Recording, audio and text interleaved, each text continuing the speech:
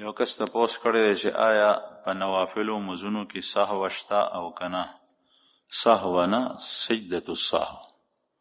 سهو خو خطا ته وي، خطا خو په یو مز کې نه کوي قصدن، او چې خطا شوی سوال الله سي کول پکار دی چې سړی په نفلو کې خطا شي نو سجده سهو پشته او کنه، او چې ترک د واجب وشي یا په کوم سيزونو چې سهو واجبيږي سجده سهو، نو چې څنګه په فرضو کې دا دغه رنګ په سنت او نفلو کې هم ده. بل د پوسې کړی دی چې د غیر مسلم ډاکټر یا طبيب نه علاج کولای شي او کولای شي علاج د غیر مسلم نه علاج کیدی شي. یو کس وایي چې د ماښام مونځ مې کولو په ډومبي رکعت مې د قرآن پاک 3 آیته ووی، په هغې کې مې یو لفظ د غلطۍ نه رانه پاتې شو، آیا مونځ مې وشو که نه؟ که په معنا باندې داسې فرق راځي چې معنا یې هغه جلی خطا ده او هغې سره د کفر و شرک خطرې، فقها وایي چې مونځ دې نه کېږي، او د قراو په نزدې په معمولي غلطي باندې چې د تجوید خطا یې په هغې مونځ نه کېږي. یو کس وایي چې کوم سړي نه د ماسپښین مونځ فرض مونځ د جمع سره پاتې او هغه بیا ځان ته مونځ کوي، نو اول به سنت کوي او که فرض به کوي، چې څنګه جمع سره مونځ کې کوم ترتیب دی دغسې ځان ته هم دی. جمع سره چې مونځ کې اول به 4 رکعات سنت وکړي، بیا به امام پسې 4 فرض وکړي، بیا 2 رکعات سنت. چې ځان ته مونځ کې نو هم به دغسې کوي، اول 4 رکعات سنت، بیا 4 فرض، بیا 2 سنت. یو کس وایي چې د بدفعلۍ زنا په حالت کې کوم کس مړ شي نو د هغه جنازه کیږي که نه؟ او جنازه کیږي. یو کس تپوس کوي چې مونږ طرف ته چې څومره کنترو واله دي هغوی ډېرې پیشوګانې مړې کړي دي، آیا دا ظلم دی، ګناه ده او که نه ده؟ حس به حسا پیشو وجل دا ښه کار نه دی، ظلم دی. هغه پیشو چې هغه موذي و ضرري وي، مثلا چرګان خوري، چرګوټي خوري، دا ډېر نقصان رسولی دی، نو هغه بیا خبره ده. لیکن دغسې د دې خطرې نه چې دا زما کنترو ته نقصان نه رسوي، دا ظلم دی.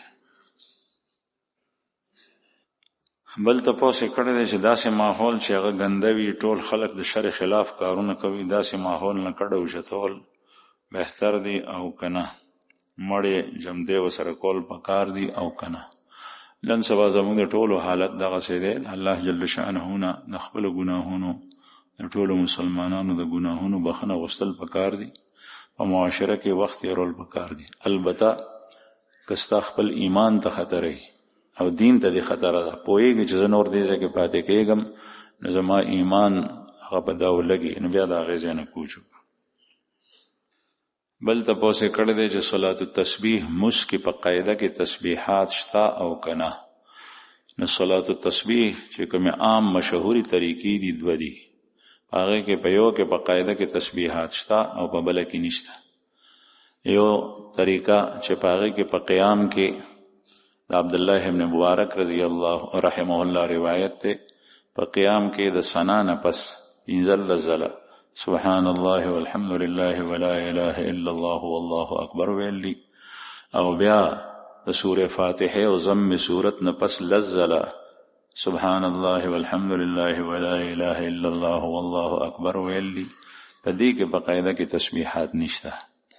او دویمه طریقه چې په هغې کې صرف دا ترتیب دی چې ثنا اووې نو بیا به تعوذ او تسمیه او سورة فاتحه او سورت اووې، او بیا به په هغې پسې صرف 10 ځله ووې، دا 15 ځله اول نشته، نو په هغې کې د 15 ځله پکې ووې د دې په ځای د 10 ځله په ځای باندې، او په دې کې دا 2 ځای نشته، نو په هغې کې په تشهد کې 10 پیرې تسبیحات ویلی کېږي.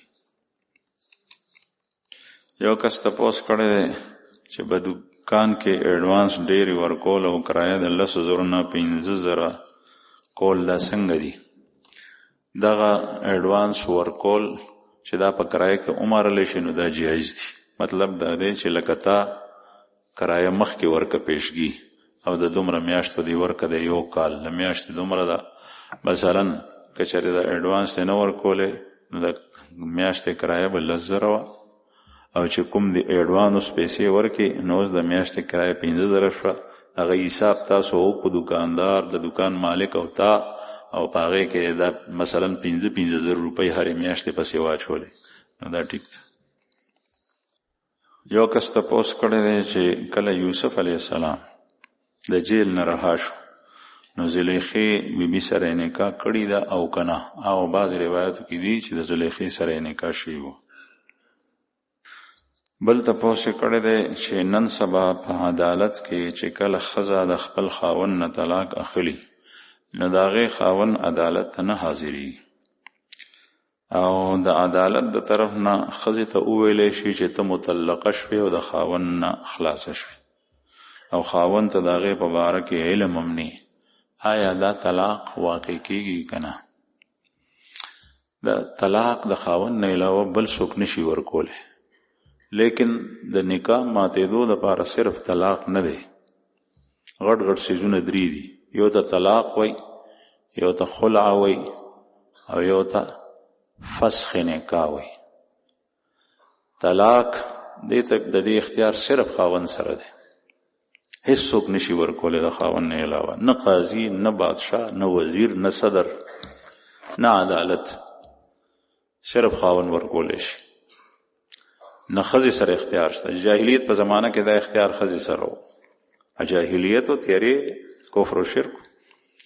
دویم خلع ده، خلع سره هم نکاح ماتیږي، لیکن د خلع پیشکش د ښځې د طرف نه.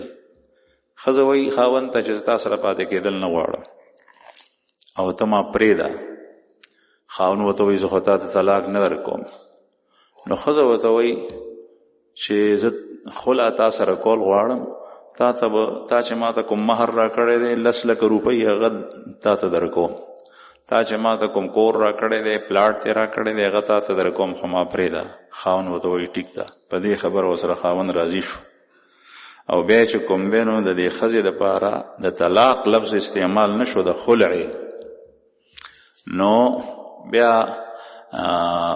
دغه کېدی شي بغیر د طلاق به دا نکاح په دې لفظ سره ماته شي. دریم د فسخ نکاح. فسخ نکاح دې ته ویل کېږي چې نکاح فسخ شوه، نه خلع ده او نه طلاق دی، هغه عدالت کولی شي، او هغه دا طریقه ده چې یو زنانه هغه راشي او په هغې باندې خاوند ظلمونه کوي، نه ورته د ښځوالۍ حقوق ورکوي، نه یې ښځه کوي او نه یې پرېږدي، معلقه ده په منځ کې ژړندره ده غریبه، لکه پیزوان چې چاته واچي او موږي سره یې وتړي. بیا دا ظلمونه په دې خلک هم خبر دی، ګواهان هم پشته. بیا دا عدالت شرعي عدالت دی، د دین نه پوه دی قاضي، هغه د خلکو د ګواهانو په نه تپوس وکړي، خاوند هغه نه راځي، هغه ظالم دی، نو دې ټایم کې قاضي ته او عدالت ته د فسخ نکاح اجازه شته دی چې هغه فسخ کړي، لیکن طلاق نشي ورکولی. یو کس تپوس کړی دی چې عیشال، ارحا، ارحم دا نومونه درستی او کنه، او وریشه. نه په دې عیشال پوهېږم نه په ارحا پوهېږم، او ارحم نوم ټیک دی، صیغه د اسم استفضیل د رحم نه زیات رحم کوونکې مهربانه. او وریشه دا قرآن پاک کې یو ټکی دی، خدا هی سره نه دی، الف سره دی، او دا د دوو کلمو مجموعه ده، یو واو دی یو ریشه. بس خلکو دا خوښ کړی دی، په دې کې دا دوه ټکي یو ځای شوي دي، یو کلمه ته جوړه شوې ده، نو دا نوم کې ایښوی شوی د ریشه معنا زینت دی، ښایست.